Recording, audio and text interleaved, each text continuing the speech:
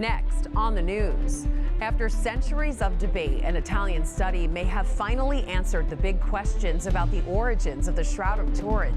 The news doesn't surprise one New York scientist who credits his faith to the cloth. A Long Island scientist had his doubts, but after seeing the Shroud of Turin, has dedicated his life to spreading the faith. I'm Katie Vasquez, and I'll have that story coming up. An iconic nun turns 105. Loyola University's Sister Jean gives the secret to a long and happy life.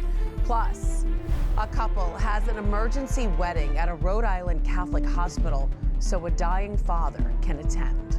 I'm Christine Persichetti. Currents News starts right now.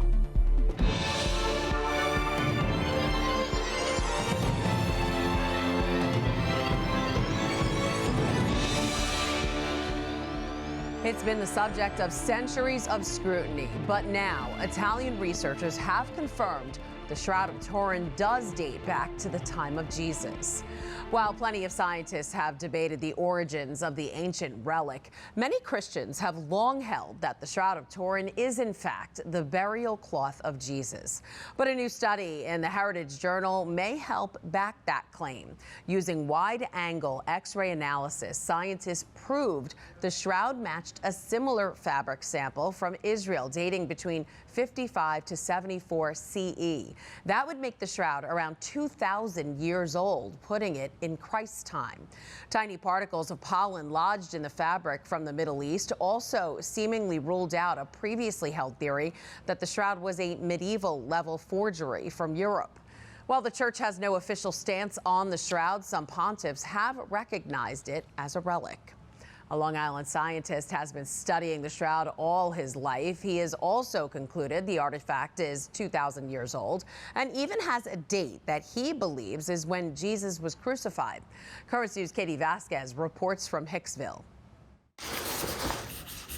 As a scientist, Bill Lauto loves to do research. The names of the nerves and everything are here. But the one subject that has caught his attention for decades is the Shroud of Turin, the believed burial cloth used on Jesus during his resurrection. It's the most researched and studied icon in the history of humankind. It's reversed. It all started when he was a teenager. Bill's family moved from Brooklyn to Long Island, and he went from a Catholic education to public school. I was really questioning the existence of God, because as far as I knew, the majority of scientists did not believe in God. He opened an encyclopedia and found this image that Italian photographer Secondo Pia developed in 1898, the first photograph of the shroud. The hair stood up on the back of my neck. I became acutely aware of how insignificant I was in this universe, and I've kept it in my wallet since I was 14. It sent him on a journey to learn more, and he dived into studies on the famous artifact. The day Jesus was crucified, and we are pretty sure that that day was April 3rd, 33 AD. It's the only day that meets all the criteria. This tells us he carried the crossbeam with his arms tied to it. Now he's an official exhibitor of the Shroud of Turin, receiving his certification from the Pontifical Athenaeum Regina Apostolorum. Recently, he was also one of the volunteers at the National Eucharistic Congress, where a replica was on display. The path that I was put on was never clear to me, but I just followed that path faithfully. Bill feels it is his vocation to speak about the shroud and spread the faith. When I'm speaking about this, I see the face expressions on the people I'm talking to, and that's what tells me I have to do this. This is the back of Jesus. His next goal is to create a permanent exhibit in New York City with life-size images of the Shroud of Turin. In Hicksville, Katie Vasquez, Currents News. Bill will be speaking about the shroud at St. Helen Church in Howard Beach on September 19th at 6 p.m. You can contact the church for more information. A meeting in Corona, Queens offered help to those in need. The community outreach team at Catholic Charities Brooklyn and Queens stopped at the soup kitchen at Our Lady of Sorrows so they could share information on SNAP benefits and nutritional education. That soup kitchen, along with the food pantry at Our Lady of Sorrows, has become a godsend for the homeless in Queens, feeding hundreds of people in need every month. As Katie Vasquez tells us, they do so with the support of a major organization, and it's all thanks to a Currents News report. The line to the Father Felix Varela food pantry and soup kitchen in Corona wraps through the parking lot and down the block. People wait as early as 7 a.m. for the doors to open at 3. It's a demand that Our Lady of Sorrows pastor, Father Manuel Rodriguez, says can sometimes be overwhelming. And the number of asylum seekers is growing every day. So you see more people coming, more people in need of food. The church opened the food pantry in September of 2023, and quickly it began to feed dozens of people every week at the soup kitchen and every month at the food pantry. But it wasn't enough for the growing lines. A new center named after the Cuban priest was... Luckily, this report on Currents News caught the eye of Sister Caroline Tweedy. Hola.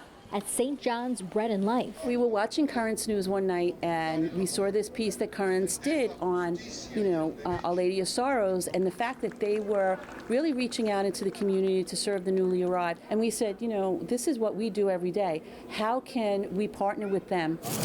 Bread and Life started supplying more food to the Queen's Pantry, giving enough to feed 300 more people, and enabling the pantry to open their doors for a second day every month. To me, it was a sign from God. They became aware about the goodness, of this initiative, actually through our wonderful media connection with Currents and the sales. No, you guys, that's what you're here for.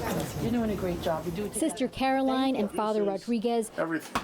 both believe the pantry can have a larger effect on the Corona community. Our hope is that we can continue to make that grow so that there's less of a reliance on the parish community itself, and the parish then can take their resources and grow the parish. It helps everyone because when people are hungry in a community, bad things happen. And they will keep helping those in need one bag at a time. In Corona, Katie Vasquez, Currents News. For more information on how to help or donate to the Father Varela Food Pantry at Our Lady of Sorrows, just go to olschurch-corona.org. Thursday, the Diocese of Brooklyn celebrated the Queenship of the Blessed Mother. Mary, Queen of Heaven Church in Mill Basin prayed the rosary and had some refreshments outside in honor of the feast day of the Queenship of Mary. The day was established by Pope Pius XII in the 1950s as a continuation of the Assumption of Mary and to celebrate the place she has among the communion of saints. It was a bittersweet celebration at a Catholic hospital in Rhode Island, which hosted an emergency wedding. A patient's muscular dystrophy was progressing, and he realized he wouldn't make it to his daughter's September wedding. So they brought the wedding to him. Fatima Hospital worked with the couple, and Dad even got to escort the bride down the aisle. And I was just feeling so grateful that he was there with me. We had a moment before we walked down the aisle where he told me that I looked beautiful and that he was so happy for me. Just an hour later, Sabrina's dad passed away. She says her heart is broken, but also full. And finally tonight, on a happier note, we'd like to wish a happy birthday to Sister Jean from Loyola University. She officially turned 105 on Monday. According to the Chicago Sun-Times, the one thing the San Francisco native wanted for her birthday: to remain a happy person. Sister Jean has become a celebrity at Loyola after going viral in 2018 when she was spotted cheering on the Ramblers during March Madness. She says the secret to a long life is loving others and God, taking care of your body and mind, and interacting with young people. That's great. That is this Currents News Update. I'm Christine Persichetti. Thank you for joining us because we are putting your faith in the news. Hope to see you again next time.